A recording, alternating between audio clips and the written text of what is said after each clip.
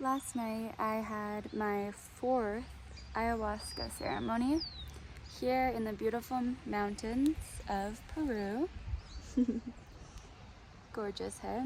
Of course, it's going to take some time to fully integrate the experience, but I thought I'd make a video now versus like a year from now and just see the difference as to what I'm feeling, just for people to know what it's like, you know, the days after, the weeks after, and the years after. I got the tree set up as a tripod now, so I'm getting comfy here for some story time. In other videos, you'll hear more about my first, second, and third experience with ayahuasca that I actually did with the Huni Queen tribe in the jungle of Brazil, near Feijó, down the Amazon River. Last night's ceremony, however, was extra special, and I want to share about it first as it's fresh in my mind right now. And the reason it was extra special is because it was in a beautiful modern facility that still respects nature. The balance of modern world with the beauty of nature, surrounded by the biggest mountains, even bigger than what's around me now, up in a beautiful area of Peru, at the building called La Pacha. And I'm not going to name any names of who was hosting it. You can message me personally because I just don't want to be like legally responsible for anything, you know? So yeah, you can message me personally about who I did the circle with, the ceremony with last night. So this ceremony was extra special because it was only women. I also felt much more comfortable being around people that are from the US, Europe, and countries like the ones that were hosting it speak very good English, because when I was doing many 4 Wachuma ceremonies, actually 8 Wachuma ceremonies, doing them every single weekend in Colombia, many times it would be in Spanish and it was difficult to follow along with the wisdom that the shamans are sharing. And I find it, as a Gemini that's can be very mental, I find it very powerful to have some mental guidance that allows me to then feel things emotionally and physically and spiritually. Just to sink into that more instead and get out of my head, right? But it just helps. And of course, there's nothing wrong with your mind either. Like if you have positive thoughts about your future, positive definitions of your past, the mind is a great tool to use. It's just important, as I've realized, that your feelings are sometimes a much stronger guide than your thoughts, and your thoughts can get in the way as to what your body is telling you, what you're really feeling, right? When you follow what feels best for you, it can really lead you to the right place without even having to overthink it. So the mind sometimes thinks it's protecting you by creating all these stories and plans or ideas of what reality really is. However, those stories can get in the way of what reality really is and what's truly best for you based on what truly feels best and how your body's doing physically. The ceremony was held in English, and such beautiful words were said, such as, you know, how the earth is giving us such beautiful medicine, starting with the grandfather spirit of tobacco and the mother coca leaf that comes here in South America, that is the parent teacher of all the other plant teachers like magic mushrooms, San Pedro, Wachuma, peyote, wilca, bufo, and ayahuasca, the list goes on. So in all plant medicine ceremonies that I've attended, there is great emphasis on cleansing with the tobacco, the great grandfather spirit of all medicines. And I've been working with mapacho as well, which is when you use a natural tobacco, local, wrapped in leaves, not toxic papers, there's no chemicals in it. And this is a very healthy way to connect with the grandfather spirit and not harm your health, because when you do a mapacho, you bring it into your mouth, you don't swallow the smoke into your throat or you get sick. So it's a very good way to connect to the spirit, and also it still grounds you. And it's actually, tobacco is used ancestrally not only to cleanse the space and energy and connect to all plants that you want to work with, but it's also been used to have clear communication. So that could be clear communication with spirits and plants, but also with yourself and with other people, with the community and the world. So often when I am sitting with a mapacho, I get a lot of clarity as to what I should say to my partner or my friends or the community or myself, or what I need to ask the next plant that I want to work with.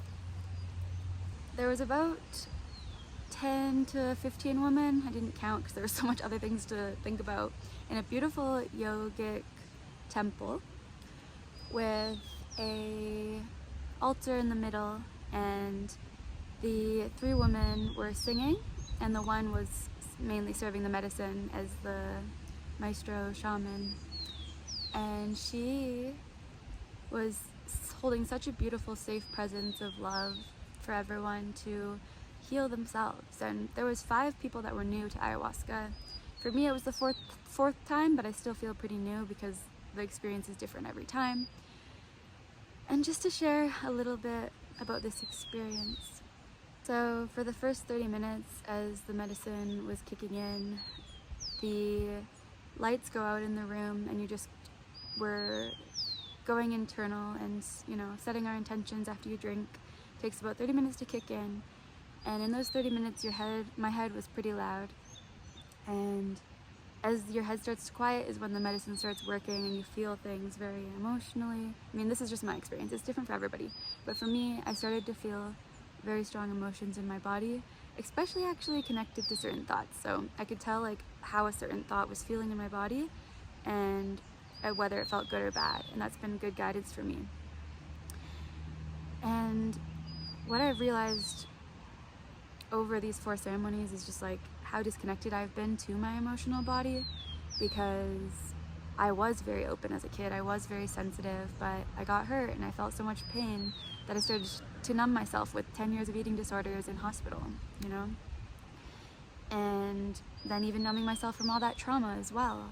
And then I was just so numb to even the love and joy and happiness in life. So this ceremony was actually my best ceremony yet, because a little bit about the other ceremonies I'll go into detail in other videos, but my first 2 ceremonies were actually very difficult. And this is because I had the 10 years in hospital, then I had died and got a near-death experience. And in my near-death experience, I went through a whole life review. I had to come back. I had to go through like different dimensions, through like frequency of emotions, and come back to love and come back alive, because I know I'm supposed to live, and that's a whole other video as well. But because of that experience, that's what made me open to plant medicine, because when I looked at people's experiences with ayahuasca, it sounded so similar to what I had when I died, because when you die and when you're born, your brain releases DMT, which is an active component in ayahuasca and other plant medicines. So I then booked a retreat for plant medicine in Ecuador. I thought it was an ayahuasca retreat, but it was actually for mushrooms. This ended up being in my favor because the mushrooms completely changed my life. I was 11 to 21 in hospital, 21 I died, 21 after that death experience, I went right to Ecuador and took the mushrooms, and it got me out of my head, into my body. I could finally observe the beauty of nature around me so clearly and vibrantly in color. And it helped me realize that the intuition that I had been following my whole life is real. The spirit that is with us all is real. And I stopped having, you know, regret about the pain that I've been through, or remorse for God and spirit for bringing me through that. And instead appreciate it, because it made me who I am and has helped me to be able to help others, and has helped me to appreciate where I'm at now and being able to travel and all this ecstasy of life that I now get to experience because of all the pain. And you know, I don't need to constantly compare it to the pain and just like remove myself from the present, but it definitely just gives me so much gratitude to not be tied to a hospital bed anymore and to freely travel to over 30 countries now.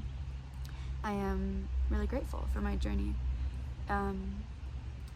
But the ayahuasca, yeah, it's been 3 years of just working with mushrooms and San Pedro. And those 2 medicines have worked very beautiful for me. Very few times it's been a little bit challenging, but for the most part it's been like very beautiful messages and feelings and insights and clarity to integrate into my daily life. But when I first did the ayahuasca, it actually just brought up all of this shit from the 10 years that I had not thought about for the last like 3 or 4 years now of being so well with other plant medicines. And yeah, I didn't want to work with ayahuasca right away because the mushrooms was such a, you know, new reality for me, especially because before ever doing mushrooms, I hadn't even smoked weed or drank alcohol because I started teaching yoga when I was 11 because I got introduced in the mental health hospital and wanted to prevent people from ending up in hospital. So I started teaching kids yoga and then adults later on. So this experience with mushrooms, yeah, originally was just like such a new reality for me. I didn't realize that our minds could, you know, shift things so much based on these different substances in our brains, and it really, really healed me, rewired my brain and nervous system. So I started hosting ceremonies after that legally in places that it's alright to do so, and retreats, and I've just been so passionate about it. And finally I've gotten my way to Peru, and there's so many different ayahuasca ceremonies around here, but I wanted my first experience to be more authentic, like with a tribe that actually works with ayahuasca from the age of 5 years old. The kids start drinking, so of course it's a very authentic, safe space to do so.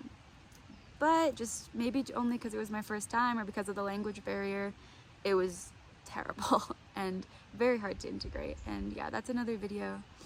But I had the courage to keep going back to Mother Ayahuasca because I want to have a good experience. I don't want to fear it, and I know that there's stuff to heal. And often in ceremonies, we actually go through a lot of very, you know, purgative things, a lot of vomiting, a lot of diarrhea possibly, or other ways of purging, like shaking and yawning and stuff, crying. However, even if the ceremony is difficult, it's more so the integration after. Like, how do you feel after now that you've released all of that? My problem the first ceremony was that I actually was identifying with the emotions that I was experiencing as like, oh shit, like I actually am still this mental health hospital patient, and these thoughts define me, or these emotions define me, and I'd make all these stories about the emotions that I was experiencing that were just coming to pass. Emotions can only last 2 minutes in the body, but if you make a story about them, they will last forever. So I realized that my mental stories about these negative, about like defining these feelings as negative when really they're positively just trying to be released from the body, is what made it so difficult for me. And I learned that afterwards. And so when I got back to Peru after staying in the jungle for the week with the tribe, I did a ceremony with some people from Europe that spoke a lot about Egypt and Hinduism, and I really resonated with their philosophy. So I stayed for that ceremony on the wolf full moon because the first ceremony I ever did was I was getting some visions of wolves a lot. That's part of what I was experiencing. And so on the wolf full moon there was a lot of synchronicities guiding me to this ceremony, and I also was ovulating, and I was like, wow, it's the full moon, yes, I want to drink, it's gonna be great. And I had a much better experience. Difficult, but so healing, and that's a separate video. Then I went to this last one last night with all the women, and that was the most beautiful ceremony I've had so far. So I'm so grateful for having the courage to keep going back to this healing process. And I'm gonna take some time to integrate it now. I'm going to Mexico for a month. Then I'll probably go to India and Egypt because I'm a yoga teacher and I want to fully embody all the knowledge that I share with others through experience, teach of wisdom and be a role model, not just share knowledge, right? So that's where I'm headed, but I definitely see Peru as a home base for me. I've been here over a month already, and I want to spend 4 months here, 4 months in Canada, and 4 months, which is where I'm from, and 4 months wherever my main boyfriend, who I want to have kids with, is living, and just travel to those 4 places. Peru, my partner's place, and where I'm from for the rest of my life once I've traveled to all the destinations I want to go to, which is mainly left only India, Egypt, Hawaii, possibly Costa Rica, but it's kind of touristy now and I just probably won't anymore. That's just more of a childhood dream when it was not like that, not westernized. And also England and Scotland, just because it's in my blood and I think that'd be cool to experience that culture, but no rush to get to those places. That might just be like a week, one day with my family. Part of the ceremony I can physically remember having a calling from my inner child to, you know, look at her and love her and be there for her emotionally, because I was feeling the emotions of her. And I realized, like, only I can do that for her, because I was her. Like, I literally was her. My body was a baby once. My body was a 5-year-old once. So I went really deep into that, and that was very healing. But the interesting thing about this ceremony for me last night was, so far it's been pretty difficult to integrate, because I was trying to be so present that I didn't have much thought, so that my emotions could flow and I could, you know, vomit and just get out what doesn't serve me. And I didn't want to get lost in my head. So because I was being so present, even when I would have these profound realizations that I wish I could share right now to help me in my life, I would just like let it go or purge it out. I was like, that belief doesn't serve me, get rid of it, and then move on to the next thing to purge, next thing to purge, next thing to purge. And it's such a quick process. Within the 6 hours that it lasts, it feels like, you know, years, decades, many years, many lifetimes.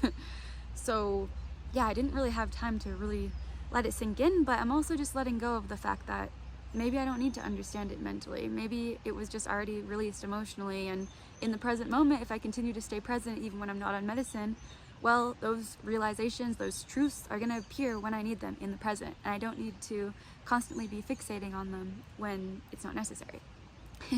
So that was a bit of a teaching. And I also went through some grieving processes of like my family dying eventually. There was also a point in the ceremony where I felt like I was like 120 years old, and I was just like, not feeling good, you know? But also in that moment, speaking to my younger self now that's only 24 years old, and recognizing like the 20s to 30s are just like such a good part of life, where like, wow, what a great mystery of life to be here, right? To be brought to life and get to, you know, be alive for only a brief time, and just appreciating while we're young and not fearing death, right? So that was a big lesson, because I don't want to waste my life, and I'm so lucky to be healthy and young and traveling and supporting others along the way. And there was times where I was just like, you know, so struggling emotionally, physically, mentally, all levels, just deep suffering. And in those moments when I can pull myself out of it, I am so proud of myself, because it means that I can take care of a child eventually when I'm a mother. It means I can help my siblings and my future family, as well as the community and eventually the world. And it starts with ourselves first, right?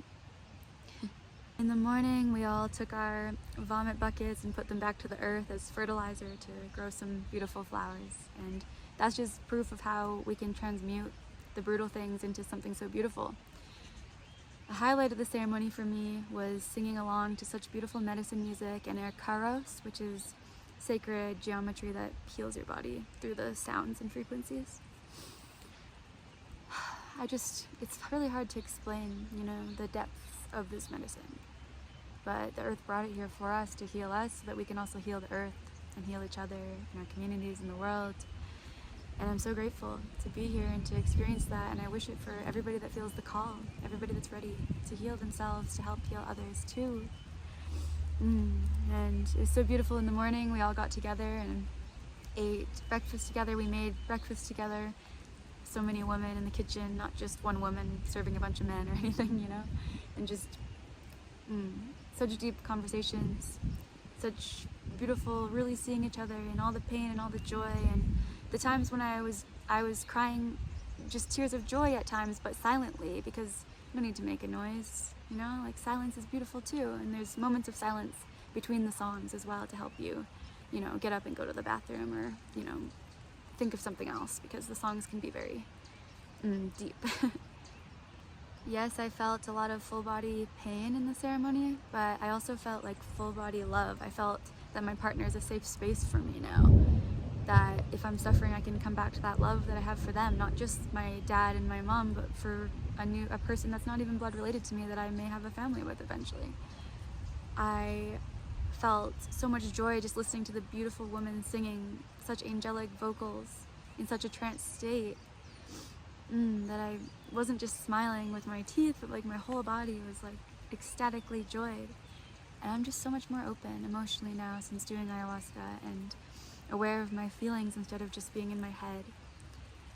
and I'm so grateful for this shift. Next level.